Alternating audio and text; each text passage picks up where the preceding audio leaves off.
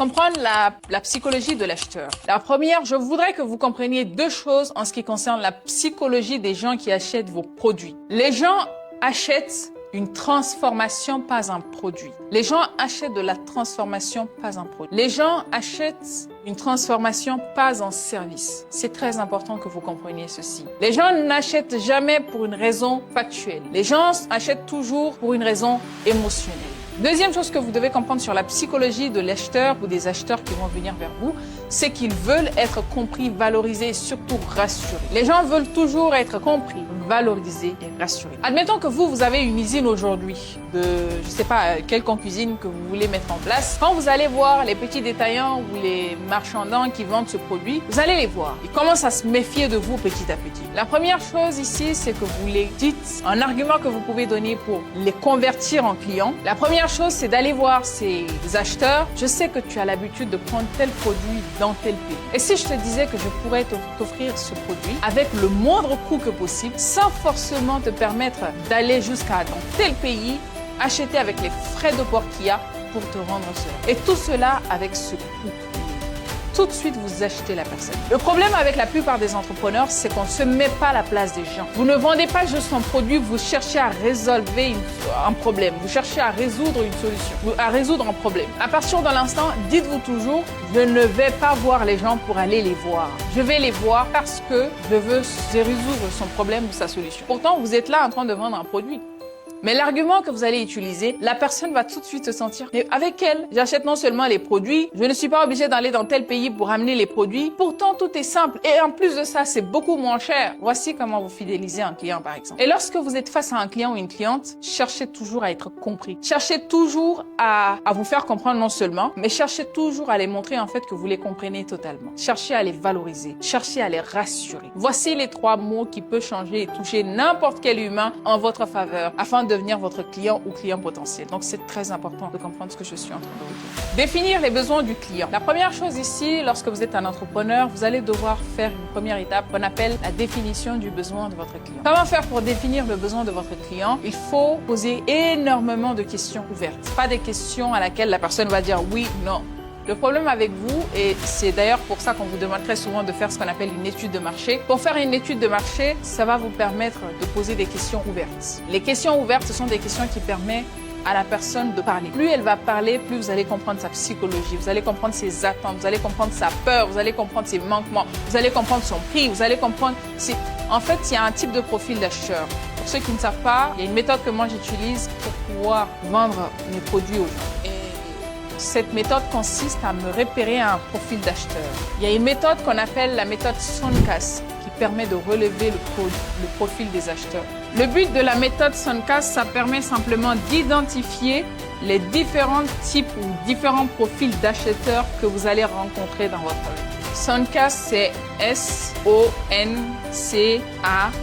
Ça, ce sont des profils d'acheteurs que vous allez avoir. C'est-à-dire que lorsque vous allez commencer à vendre votre produit, votre service, vous allez potentiellement avoir une de ces personnes qui va se présenter à vous. La première personne, Suncast, c'est le S. Cette catégorie ou ce profil de personnes, ce sont des personnes qui sont constamment à la recherche de la sécurité, qui achètent par sécurité. Le deuxième profil, c'est O. Ce sont des personnes qui achètent pas pour la sécurité, mais par orgueil. Je vais vous expliquer un petit peu pourquoi. Le troisième, il faut savoir que lorsque vous allez vendre un produit, vous allez obligatoirement rencontrer ce type ou cette catégorie de profil d'acheteur. Le premier, c'est S, donc pour la sécurité. Le deuxième, c'est O pour l'orgueil. Le troisième, c'est N pour la nouveauté. Le troisième, c'est C pour le confort. Et le quatrième, c'est A pour l'argent. Et le cinquième, c'est S pour la sympathie. La première personne ou la première catégorie de personnes, ce sont des personnes qui ont besoin de sécurité constamment. C'est-à-dire que c'est cette catégorie de personnes qui achètent par sécurité. Ce n'est pas, par exemple, admettons que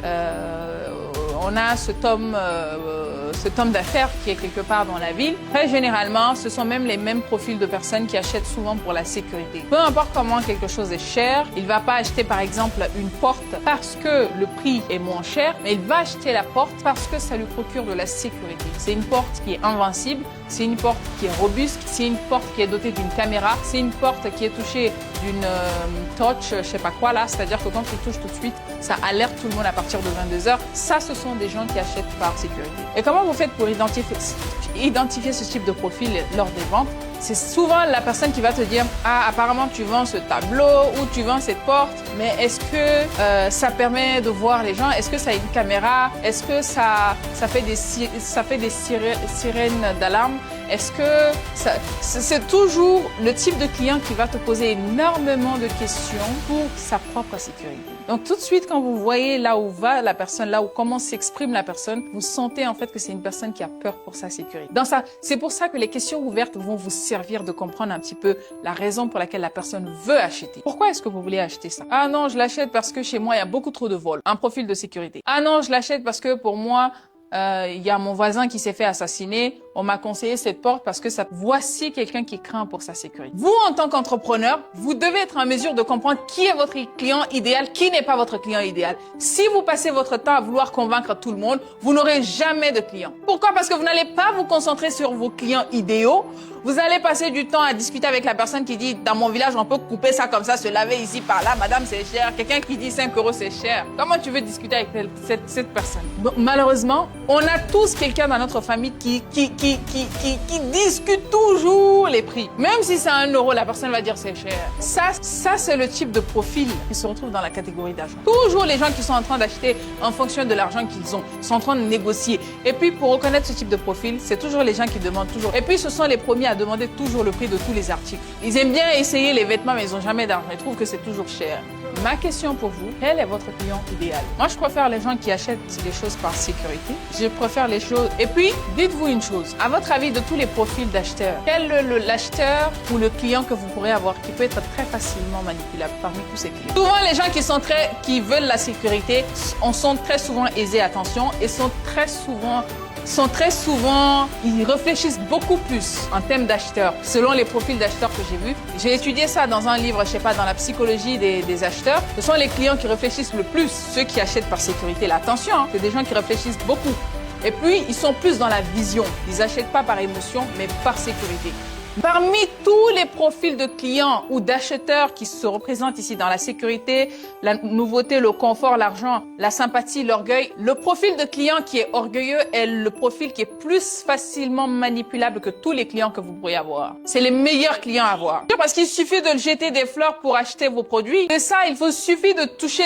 C'est le type de client à qui va te dire, par exemple, il peut être un client, par exemple, qui est orgueilleux. Je veux que tu m'offres ceci. Ah, tu sais, moi, j'ai de l'argent, je sais pas, mais bon, j'achète quand même parce que c'est les enfants, ils veulent quoi. Il y a toujours des gens comme ça. Et ce type de client, faites le test, vous allez me dire. Lorsque vous avez un type de client qui a un profil orgueilleux, s'il se permet de dire, j'ai l'impression que c'est un peu cher ce prix, dites-lui seulement une phrase. C'est pas cher, monsieur, c'est vous qui n'avez pas assez d'argent. Vous allez avoir l'impression qu'il veut acheter tous vos marchandises sur le coup. Il n'y a pas plus facilement manipulable. Il n'y a pas quelqu'un qu'on peut facilement manipuler comme orgueilleux. Parce que pourquoi il est dans le proving, comme on le dit. Il veut toujours prouver. C'est des gens qui réfléchissent beaucoup plus avec l'émotion que la raison. Les gens qui sont orgueilleux. Donc, c'est très facile de les manipuler. Si vous voulez titiller un petit peu l'ego de ces gens, dites-leur qu'ils ne sont pas capables de faire quelque chose, d'acheter quelque chose. Ils sont capables d'acheter un billet d'avion à tout le monde pour prouver qu'ils sont bien. Il y a des gens comme ça. Souvent, les gens qui sont à la recherche de la sécurité, ce sont les mêmes personnes qui sont à la recherche du confort. Parfois, mais pas tout le temps. En général, c'est ça. Et je vais vous dire quelque chose par rapport à la nouveauté, la sécurité, le confort. La plupart des clients qui se retrouvent dans cette catégorie, ce sont les clients vieilles. C'est là où vous allez retrouver les clients les plus riches du monde. Faites le test, vous me direz. Les gens qui achètent très souvent par sécurité, ce sont des gens qui sont très aisés très souvent. C'est fou la psychologie humaine, mais c'est comme ça que ça fonctionne.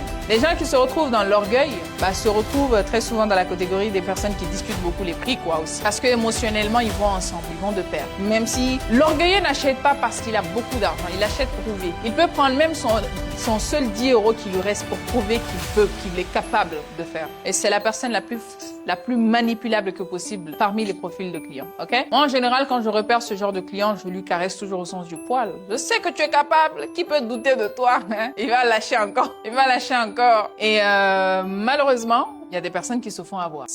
La personne qui est orgueilleuse peut, en fait, ce sont les mêmes types, les catégories de personnes qui vont ensemble. avec ceux qui peut-être discutent ou qui achètent aussi par argent. C'est un peu contradictoire, mais ce sont les deux profils de personnes qui vont ensemble généralement. La sympathie, ce sont les clients qu'on peut facilement fidéliser également. Les gens qui achètent par sympathie, il faut constamment les rassurer. Ce sont les personnes à qui vous permettez très souvent de leur donner des cadeaux, des petits cadeaux par-ci par-là. Ah, la fille là, je l'aime bien. Elle sait parler aux gens, elle sait ceci, elle sait cela. Vous faites en sorte qu'ils se sentent davantage bien.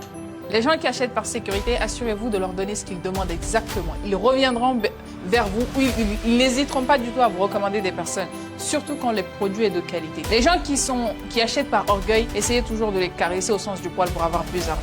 Okay? Les gens qui achètent par nouveauté pour vendre votre produit, essayez de les montrer que vous êtes capable, les rassurer que vous êtes capable de produire quelque chose que très peu de... Essayez de les montrer votre innovation, le côté innovateur que vous avez. C'est très important. Les gens qui achètent par confort, amenez-les à faire de l'expérience plutôt que de dire « Ah oui, mon matelas, il est confortable, telle personne a témoigné, telle personne a témoigné. » Prenez le client comme ça, jetez-le dans le lit. Bah, vous allez voir tout de suite que la personne...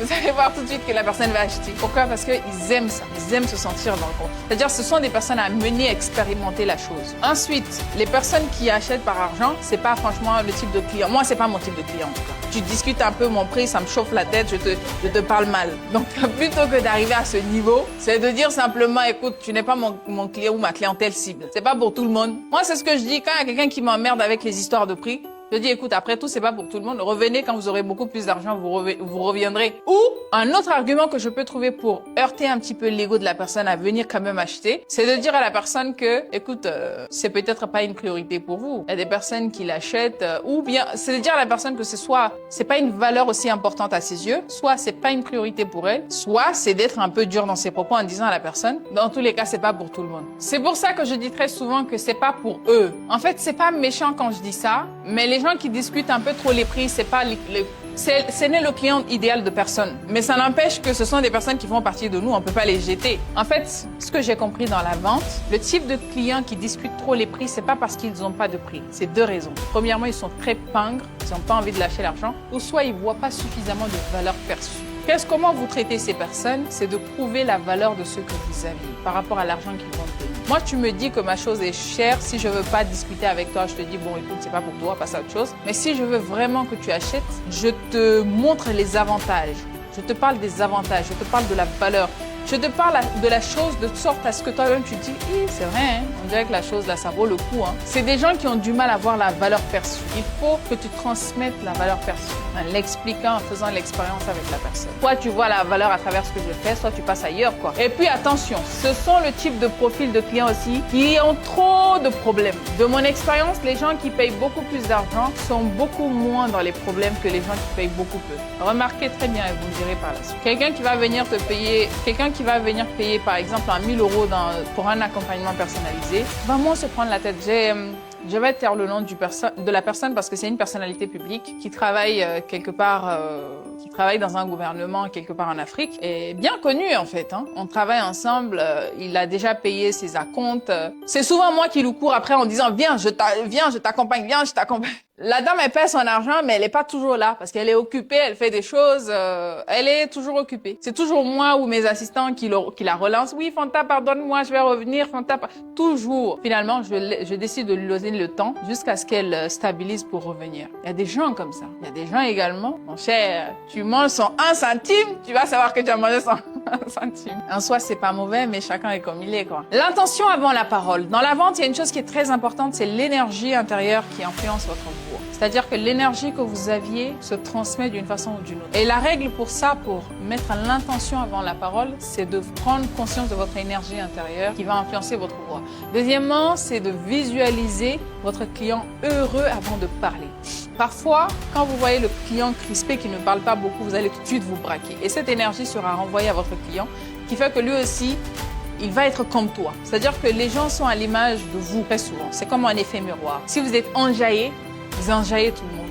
Si vous êtes crispé, vous rendez crispé votre futur acheteur. Vous comprenez ce que je veux dire? Donc lâchez-vous. Soyez amical avec la personne. Bien évidemment avec des barrières, mais lâchez-vous avec la personne, c'est très important. Soyez dans une posture de don, pas de main. Écoutez, il m'arrive des gens qui disent « Ah, Fanta, j'ai envie de suivre l'accompagnement, mais pour l'instant, j'ai pas d'argent pour vous. » C'est pas grave, pour l'instant, il n'y a pas beaucoup, mais t'inquiète pas, quand tu reviendras me voir et je serai hâte de t'accompagner. tout de suite, la personne va sans argent. Dès qu'elle aura l'argent, elle pense à moi, elle revient. Tu sais, la dernière fois, j'ai beaucoup aimé comment tu m'as parlé. Franchement, maintenant, je suis prête. Il faut jamais avoir une énergie désobligeante parce que le client n'a pas voulu prendre tout de suite. Il faut essayer de comprendre. Parfois, les gens ont vraiment envie, mais n'ont pas les moyens.